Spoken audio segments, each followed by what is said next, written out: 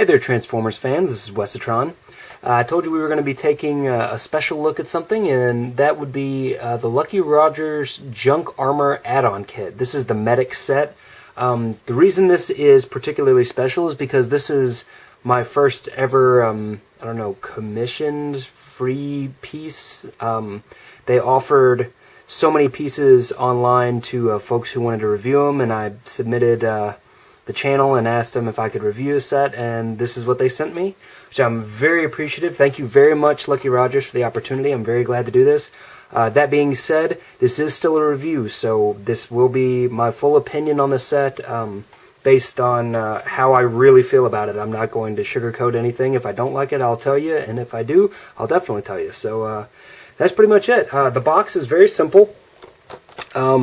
It's just a kind of a glossy design. What's neat is they actually have individuals where it says Medic Head, because it is the Medic set, ratchet tool, welding torch, chest armor, spike shield, blah, blah, blah, blah, blah. And then a picture of the actual figure. I kind of suspected that they would use a generic box for both of them, with maybe like a sticker that made them unique, but it's actually or they're actually individual, so that's pretty cool. The back has nothing on it, nothing on sides or bottom or anything like that. This is pretty much a get it to you and let you use it type of thing. So, very simple opening here. You just pop the side, and then there's a double tray, which is very nice. I always appreciate the double tray because that means they're held in there very well. So everything's got its own unique spot, and it's not going to fall out really easily if you happen to open it upside down or anything like that. So, take a quick look at the individual pieces here. So you can see, head looks very, very nice. Kind of that generic Junkion look that we got to see in the '86 movie, which is very, very cool. I dig it. I dig the light piping too. I hope you guys can see that. See how they actually painted, because I assume that that's all one piece, the clear piece here, but they actually painted it red so that it's got a nice light piping. And the eyes are really big, you know, it's the sunglass style eyes that they used a lot in the 80s. So they did a really cool job letting light come through there, which is nice. There's a little bit of some texture to the head, very nice. I dig it. I like the antenna up here, and or antennae, whatever you want to say it. And I dig the horns here on the side, and it's very well painted. It doesn't look cheap or anything like that. It's not sloppy, in my own personal opinion. I think it looks nice. I'm very excited about this. I was always a really big fan of the wheel shields back in the '86 movie, which is kind of the thing that I grew up with more than anything else from the original. I mean, I watched the cartoon, but the movie was kind of always my jam. So a very nice looking wheel here. Same kind of a little bit of some texturing maybe going on in certain places and stuff. Nicely painted. These aren't like super blunt on the tips, which is really nice. So many things kind of end up, nubbed over these days to make them safe for kids. I'm glad that these are kind of directed towards adult collectors. Is cool. And then there's clips and stuff. This is so he can hold it in a couple different ways, but we'll get to that in a minute. This is a blowtorch. Very, very cool. It's got kind of some of the pocking or like the cool design holes that they put on things. They like to do that a lot at IDW and stuff like that. But very nice. It looks like a acetylene torch. Very cool. And it's got the 5mm peg or the clip, or is it 3mm? It's 3mm, I believe. Clip to clip it on to all of the clip extensions they've been adding recently to various toys from all the series. So that's pretty cool. We've got the chest piece. Again, painted very nicely, sculpted very nicely, very simple but effective. There's some nice rivets here. Again, the nice texture on the plastic. You can see how it's going to clip in. Got a little bit of flex to it, which is cool. This is not like rubbery by any means, but you can see there's a little bit of flex, which definitely increases your chances of not breaking the set, which I really appreciate. Again, clean lines, no slop. Very, very nice. Dig it. This is kind of like a monkey wrench. Very, very cool. Simple design, but effective. It's not over-designed, which is nice. It fits the style of the kit and of the classic series. I haven't really mentioned it yet, but this actually goes with Classics Wreck-Gar or Junk Heap.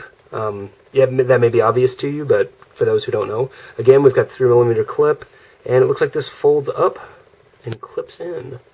Huh, wonder what that's for. There's no instructions with this set. They did provide some instructions on their Facebook page, which hopefully I won't need them, but, you know, just so you guys know. Here's the shoulder pads, I believe. So I guess it would go, this would be the right shoulder pad and left shoulder pad. I don't see anything that actually, no, like LR like they often have. But again, not for kids. Very sharp here. Not that your kid's going to hurt themselves or anything on these things. I mean, we coddle the crap out of kids anyway. But, you know, these are a little sharper than what you would expect from Hasbro. So very cool. It'll add some meanness to your Junkions, which is very, very cool. More rivets. Here's a actual clip for the, or I guess station to clip on these things. So that's pretty cool. Those are on the shoulder pads, like I said. They are painted there, because this is all cast in the kind of brownish burnt sienna plastic here. So that may scratch over time, although I just put it on and off and no problem so far. So that's good. And then lastly, we have the knee pads here, which are, I believe, left and right. So again, you know, they didn't kind of cut corners on sharpness or anything. Paint looks very nice. So far, the only issue I've really heard of from this set is some problems with the knee pads not fitting just about right. So we will take a look at that and let you guys know how our sets hold up. There's a little bit of gray slop here on the side. Not a ton. It's not going to bother me, but for those of you who are paint junkies, looks like a little bit of yellow there too, kind of on the side. Like this part's painted yellow, but maybe in that circle area you see next to it, there might be a little yellow paint in there. And a little bit of overspray there, but it's hard to tell because the yellow is very similar in shade to the peach. So very cool. This is Junk Heap from the United, or not United, but Classic / Reveal the Shield Legends, whatever you want to call it. I don't know. I honestly don't remember which series this came from, but it's basically an exact remold of the Wreck-Gar figure that came out, but he had a new head and a new paint job. Very cool figure on his own. But we'll take a look. I've already removed his head. There are people who are saying that the head is very tight, but it's got a screw on the back. So this one came off very easily for me. I just unscrewed it just a little bit so I could pry the plastic away. This clear part is a separate piece, so I just pulled it a little bit away and the head came right off. So I guess we'll see how it holds up to having a new head put on. So it looks like there's a pretty good amount of space there, so I'm gonna just try and slide this back on. Let's see what happens. There we go. That wasn't too bad. Sorry, it took a second. Very nice. Still retain the motion there, left and right. Very cool. Little bit of blockage turning to the left. Not much going right. Just a little bit though. I mean, just because the head's kind of long there. So a little bit of bumping into the collar, but not bad. So here is the left knee pad. Go ahead, and this part is actually painted on Junk Heap too. So it's painted on here and on the figure, so there may be some scraping, but we'll see. Just lock that on like that. Very, very nice. Already looking cool. This piece here looks like it just slides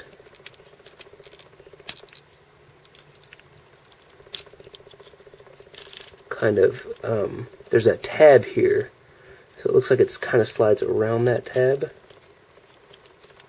just like,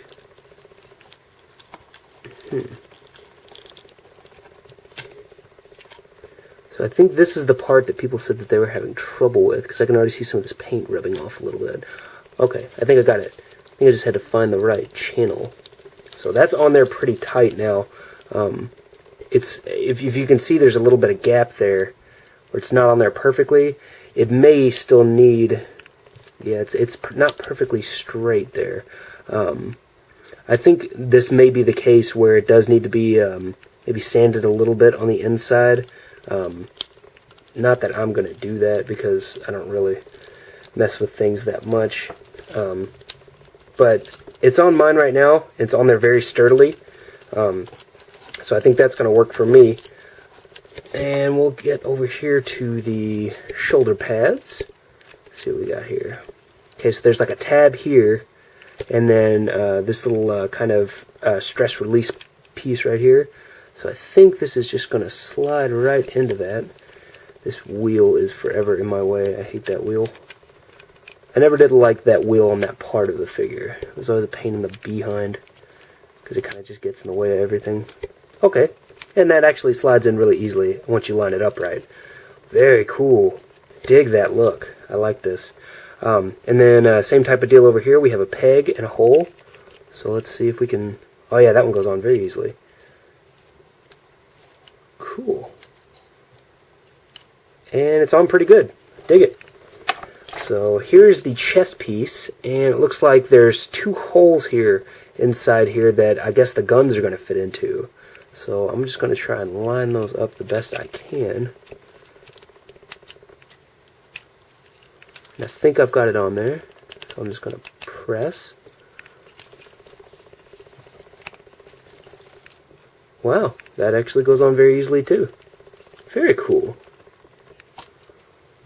And that's pretty secure on there too. I like that it's kind of friction instead of like clipping hard into places. The only place where it really clips really hard is on there. So that's pretty cool. I said there were a couple different ways to connect this. I think the way I'm going to do it, there's a slot here and a tab here on the shield. Because you can also fold this part out, and there's a like a grippy handle here. But I like it when it was actually mounted. I mean, you can slide that in there if you like, right into the hand, just like so. There we go. So you can hold it like that if you like, but I do kind of want to see how it looks with the tab. There's also a clip here, I guess. Oh, I remember then the transformation that clips to the back. So it'll clip to the part that the knee pad is currently on. So let's see how this fits this ways. Okay. So it fits on there pretty good. I think if you pull on it too much, it's going to come off. But for a display at least, you know, you could definitely use that as an option. Or it might even work better this way. Yeah, that works a little better because then it doesn't interfere with the elbow joint. So that's pretty cool. But it does fall off a little bit. So I would say if you're going to actually give it any kind of play, try to use the grippy handle. I know traditionally with the Wreck-Gar mold, these hands like to show stress marks, so that a lot of people won't want to do that, but it will work a lot better. You can see that it's not going anywhere now. It's in there very securely, and you still got some rotation on the shield and stuff if you need that for any reason. So very cool. And we've got the acetylene torch here, which will slide into his right hand, which I guess you could also say is like a blaster if you wanted to, you know, kind of do that type of thing. Very cool. And since it does have the clips, you can clip that on wherever else you like, which I guess I'll put up here on his shoulder pad, just to see how that kind of works. And the shoulder pad came off there, but I think that's because I was handling a little roughly.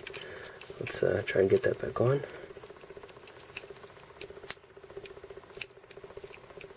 Okay, there we go. And then we've got his wrench here. Slides right into his hand. It should. Let's see if I can get it. Huh, that shoulder pad's wanting to pop off. So the wrench, there we go. The wrench stretches the hand a little bit more, I think because of its cross design as opposed to a standard 5mm peg, which would slide into the hand a little bit easier. So there we go. I guess also it helps to have the arms a little bit away from the body unit, where this section kind of tabs into place on the side of his body. Might help to move these out a little bit, because the way these are only attached by friction, if you move the arm up a little bit, it's going to want to pop that right off. Just because they sit kind of high.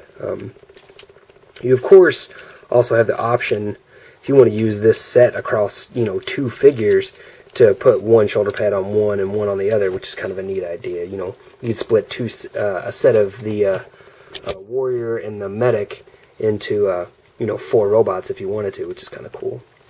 So this is the Junkion here, kind of random Junkion guy with the kind of tan and or peach and brown colors mixed with the yellow and maroon of Scrap Heap or Junk Heap. Junk Heap? Is it Junk Heap or Scrap Heap? I can't remember, but I think it's Junk Heap.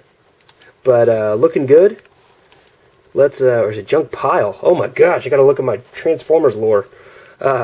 Let's try and see this guy on Wreck-Gar, see how the parts match up.